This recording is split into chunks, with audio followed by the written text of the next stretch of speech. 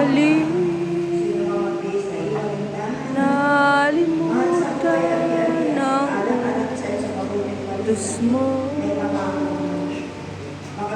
Ikaw lamang ang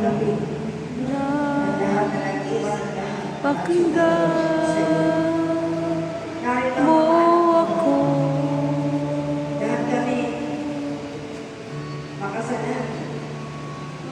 Pagsisisi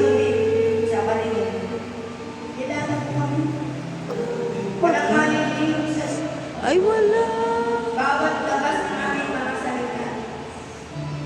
pagkat puso niya'y laging bukas at handa ituwid ang landas. Pagsisisi